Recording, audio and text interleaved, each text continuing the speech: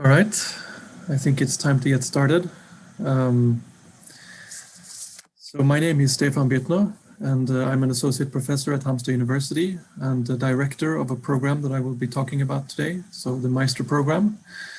And as you can see from the title here, the MAISTR program is about flexible education for professionals in AI and service innovation.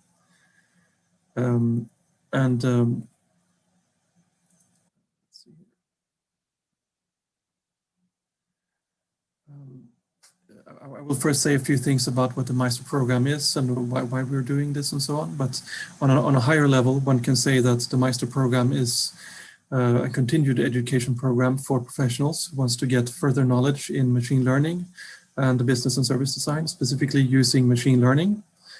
And this is basically because we see that a lot of need from industry right now in getting further education in this area. This particular program is funded by the KK Foundation in Sweden, and there's a special program called the Expert Competence Program that is funding this. And MAISTR is, you could say, one out of many expert competence projects in Sweden right now. So many universities in Sweden have similar kinds of programs, not necessarily in AI, but in other fields. And what is typical for an expert competence program is shown here, and it's basically that, first of all, that a program is a set of courses and that they are all on advanced level, which means that you're expected to have a degree or some education on basic level at the university before you enter these courses. Another interesting or special aspect is that, in contrast to traditional university courses, these courses are designed in cooperation between industry and university. And that is basically because we want to make sure that there are three things that we achieve in these courses. And one is, of course, that the courses are relevant for industry. Another one is that the courses are flexible. In other words, that you can take these courses in parallel with having a job in industry. So we're using flexible media for delivering the teaching. And then the courses should, of course, also be attractive in the sense that we compose the courses using very good teachers coming from multiple different universities to get the best possible combination of both teachers and course content. Okay, so to let you know a little bit about the background as to why we have a program in AI and service innovation, I would like to put your focus on a report that came from Vinnova in 2018. And this report here is, as you can see, it's in Swedish, but I will translate some quotes that are taken from this report. And this report is basically an analysis of AI and the use of AI in Swedish industry and society. And some of the quotes here, the top left quote here says that the value potential in Sweden from the use of AI in companies and public sector is great. It also says here that a continued education in AI that is well suited for the work market should be stimulated with special efforts for a quick development of such educations and processes. So in other words, it's important that we have education for professionals in this area. And then there is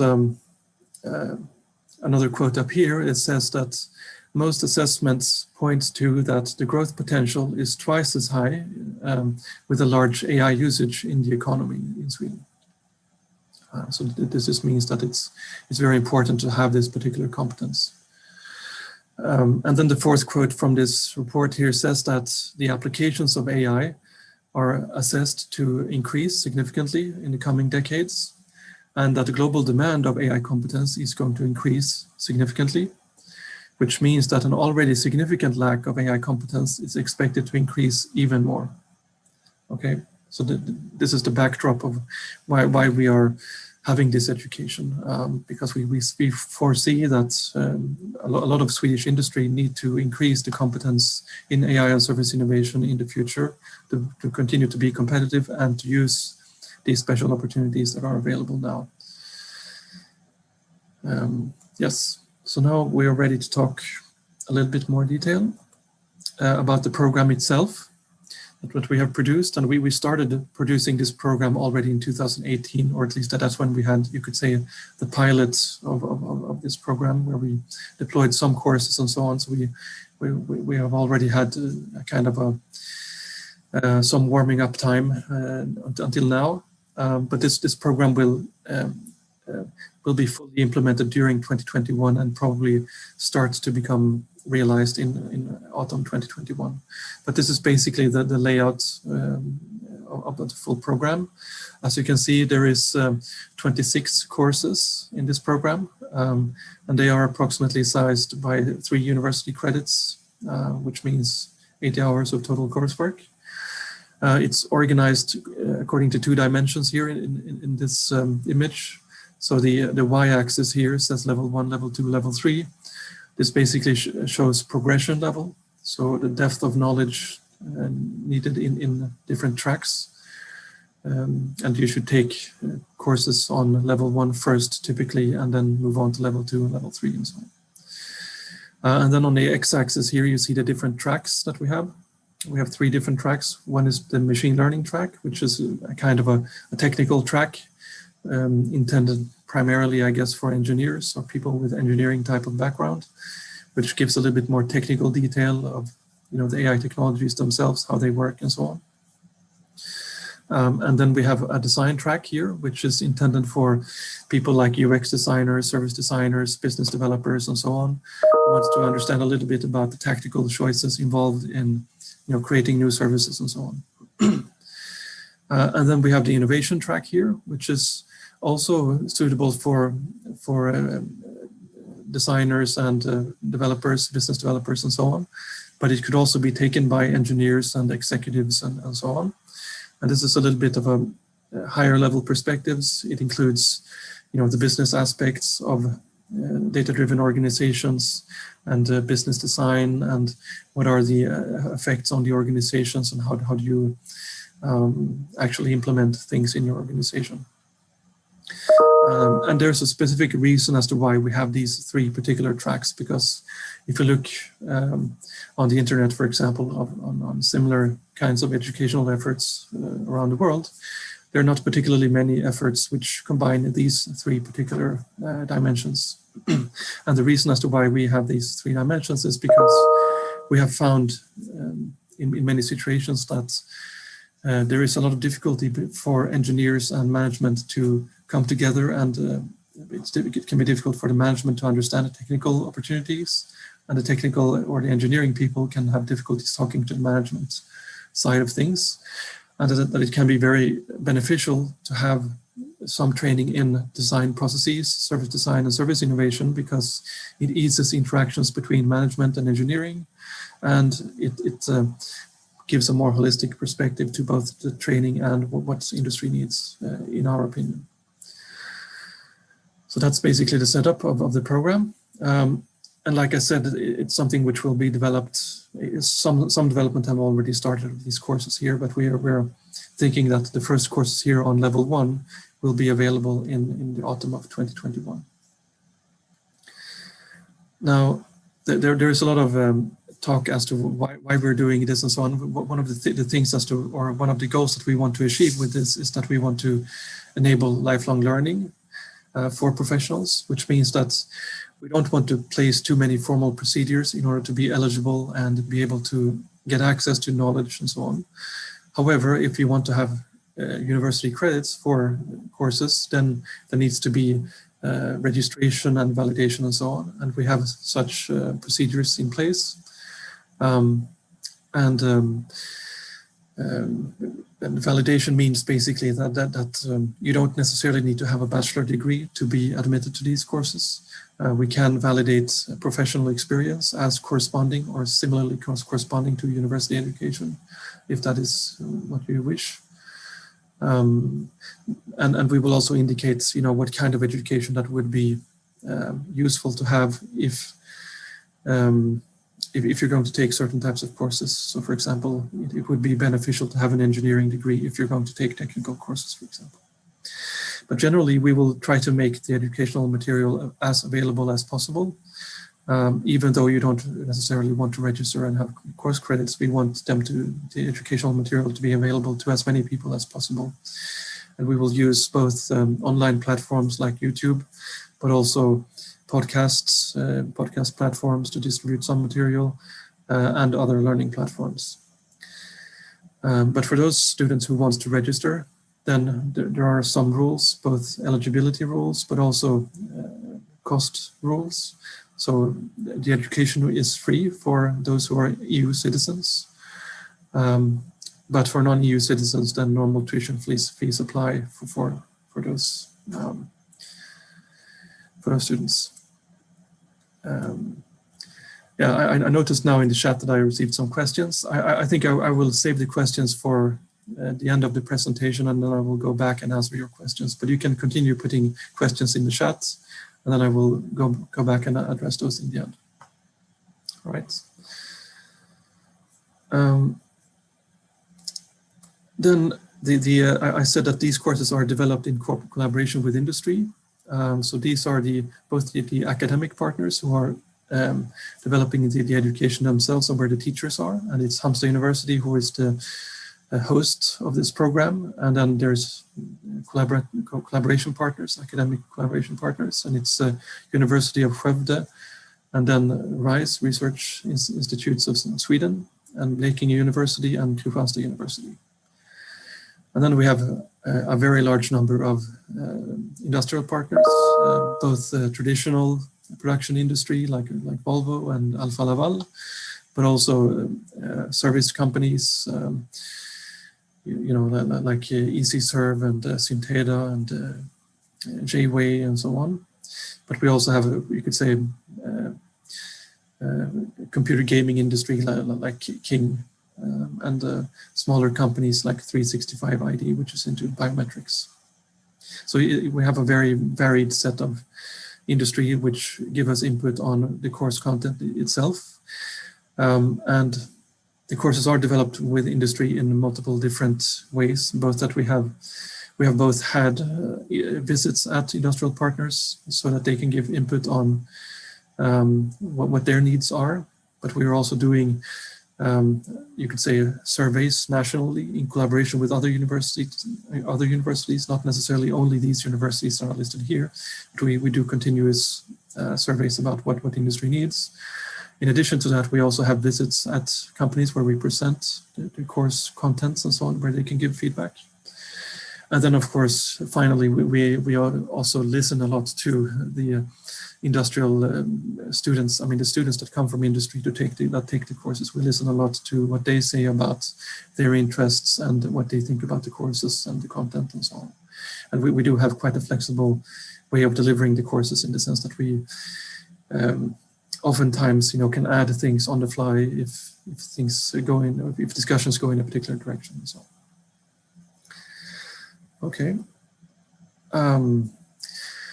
And how to sign up. So this is the tricky part. So since we haven't really formally launched the program yet, like I said, it will be launched in autumn 2021. This means that we don't really have any sign up places right now. We have Halmstad University has a webpage for this program, hh.se/MAISTR, where there is some information. And there is some examples of courses that we have given in our pilots between 2018 and 2020. But it will also be possible to find courses in various other platforms. The Swedish national platform for finding competence development in Sweden is ai.competence.se. But we will also have the courses available in traditional platforms like Studera.nu and so on. Yeah. All right, and then finally, I just want to give another hint of other education that we have for professionals in case you want to do something before we launch this program and want to get some continued education and get to know Halmstad University a little bit. Then we have several courses that we have developed for professionals that are easily accessible and I think suitable if you want to get into and see what you could learn in this area and see if you're interested. And the course that I would mainly recommend for you is our podcast course. It's called Human-Centered Machine Learning. And it has, I think, 12 or 13 episodes or something like that. You can listen to it both on the web, dap.hh.se, but you can also find it on all major podcast platforms. And you can listen to it in your own pace, and it contains pretty much most aspects of what I've been talking about today. So both the business aspects, both the machine learning aspects on different levels, both basic AI and more deep aspects of machine learning, and also many service design aspects. And we also talk about application examples in all kinds of industries, everything from education to healthcare and mobility industry and so on. So I recommend looking into this podcast. All right, so this was then my final slide. So I think I can go to the questions now. I noticed there are a couple of questions here. So the first question here that I saw popped up was, does it mean that students have the possibility to join the geographical place to study? So the program itself, like I said, I can maybe go up here. So it's the program is designed to be flexible. As I said, this is one of the key pillars of this program, which means a number of different things. We have actually had quite a lot of discussions with industry about what does flexible education mean. And different industries have very different responses when it comes to this. Some industries think that it's extremely important to have physical meetings, for example. However, and I agree that physical meetings are very beneficial for many reasons. To have social interactions, with the students, and also to have social interactions between the students in a different way. You can have that when you have physical meetings. But then there is also many companies that have, very widespread, you could say, operations. Not all Swedish companies operate in Sweden. Some of them operate globally, but they have students that are relevant for these programs. And in our pilot program, we have had students from, not only from Sweden, but they work in Swedish companies, but they work in France and India and all kinds of places. So what we did in our pilot courses was that we had physical meetings once per month for those who wanted to have physical meetings in Halmstad, but we also had possibility to join online on internet. So we streamed some of the sessions, and then we had a lot of online teaching also, of course, and quizzes and teaching material available online. So yes, so in academic terms, this is called blended learning. So blended learning means that there is both the possibility to have physical interactions, but it's also possible to study fully online. And then the second question here is the market lack of competence. I guess this is a little bit about this issue here. So this issue is kind of hard to explain fully what we mean with the lack of market competence. I think that the best advice for you that I have is to download this report in Vinnova, to read more about the lack of competence in Sweden in the AI area. I think they summarize it quite well. It's a very thorough report, which all the major industries have contributed to this report, and also universities that describe quite well the lack of competence in pretty much all in industry sectors in Sweden, and also public sectors. So I think it's pretty well established that both that there is a lack of, newly examined people, so young people going into the system, but there's also a lack of people who are already in the system, but they don't have sufficient competence in AI technology. So there's both those two sides of the story. So we need to increase both. We both need to increase more young people getting interested in AI type of education, but also to take care of those people that are mature and already have a workplace, but need increased competence.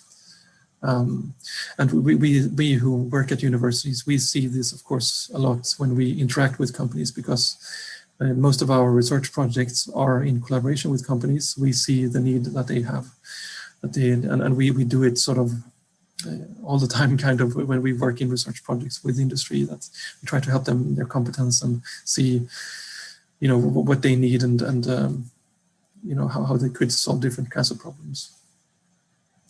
So it's many different things, and one thing which I can touch on, which is slightly related to this, and which I think is a very important issue, is why is this type of education coming from universities and not necessarily companies, for example? Because there is a lot of companies that provide continued education in AI, and that is certainly useful and important and so on. However, most of the industrial partners recognize that and see that those companies, they are fine and they fill a role and so on. However, what many companies look for is an educational offering where the teachers have a deep competence and experience in machine learning. I mean, people that understand both the theory and the width of all the methods that are available, and have long-term experience with applying machine learning. And yeah, I mean, in Sweden today, most of the people that have long-term experience of implementing machine learning are at universities. There are not that many companies in Sweden that have long-term experience of implementing machine learning. That's why I think also one reason as to why many industries look at universities when they want to get access to the experience that exists here in machine learning. Then there was a question, can the partner join in thesis work or internship? So I'm not really sure. So we don't necessarily offer thesis work within the framework of the MAISTR program. However, we are definitely open for that. If you're missing a thesis work, if that is the only thing you're missing in order to graduate and get a degree, we can certainly help you. I mean, we do thesis works all the time. We don't normally facilitate internships because, I mean, we are assuming now that those students who join the program, they already have a job. So the target group is those who are already professionals. Yeah, and then another question here, who can join the program? So I talked here about eligibility and admission. So the formal eligibility will be a bachelor degree. However, you can have your bachelor degree in pretty much any field. However, we're going to make recommendations that, if you, for example, want to take the technical track here, the machine learning track, then your bachelor degree should be in engineering, but it doesn't have to be. And the reason as to why we're a little bit, you could say, not so exact or demanding in this way is because we know that there are many professionals who have acquired a lot of skill during their professional life. So we don't want to exclude them, and we want to design the education to be scalable and flexible so that we can give everyone an opportunity if they want to have an opportunity. Because we want to, we don't want to judge people, based on our rule set. We want, if people believe themselves that they think that they can take courses that are on advanced level within some topic, and they have read a course description, and they think they can take it, well, why not sign up and try? Sometimes they might fail, sometimes they could succeed, but we would like the individual to make those assessments and try themselves if they want to try. But we will, of course, give recommendations. But and generally, the other tracks here, I mean, we think that track 2 and track 3 will be pretty much interesting for most people who have a basic degree from university. Yeah, so I think it's only the technical track here, which is not so cross-disciplinary. The track 2 and track 3, they are quite cross-disciplinary and touch on many different aspects of what is needed to actually get these methods working. Yeah. Okay, and then when can you apply to the program? Yeah, so this is the information that is here. So the first courses will be launched in autumn 2021. Halmstad University has already a few courses for professionals in the AI area already today. They are also linked on this webpage. They are not formally part of the MAISTR program, but they are courses which are given during the spring. So during the spring, you can take some courses. We have, for example, one course in, it's called Python, a gateway to machine learning. So that's in case you want to learn how to use Python for machine learning programming. And then we have another course called AI for Executives, which is kind of like a management course, touches on all kinds of aspects of moving AI into an organization. And that's also a course that is given during the spring, which is outside of the MAISTR program. And these are also courses that we are delivering, as a sort of, it's a side project that has been created, that has created those courses, but it's also as a demand from industry that we have produced those courses. But autumn 2021, that is when it should be formally available.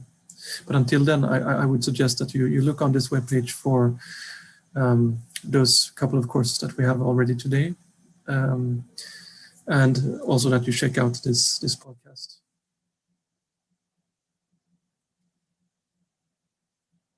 Yeah. Are there any more questions? Or?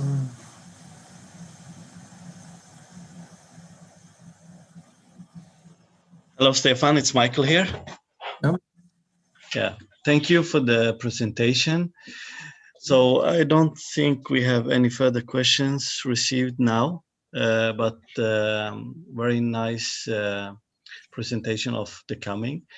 And this regarding the market is pretty interesting for most of us, I believe, as partners and also as company to see we have a lack of competence for sure.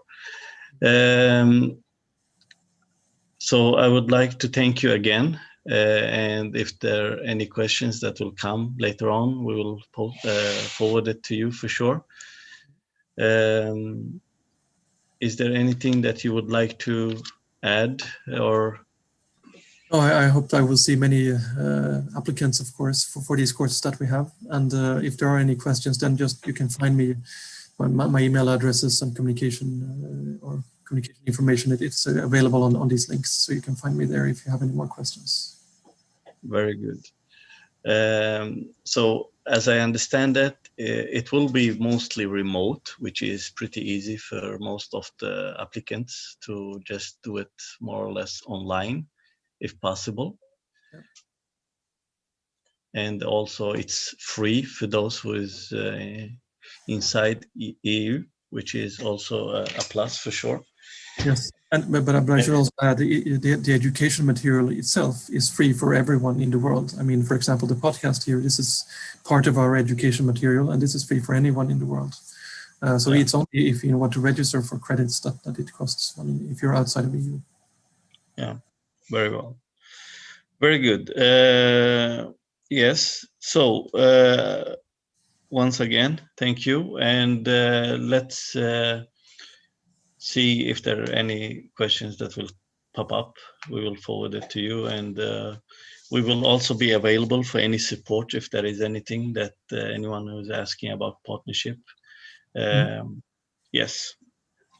So that was it for today, and the next in 2 weeks. So we hope we see you again, everyone. Thank you. Yeah. Thank you. So.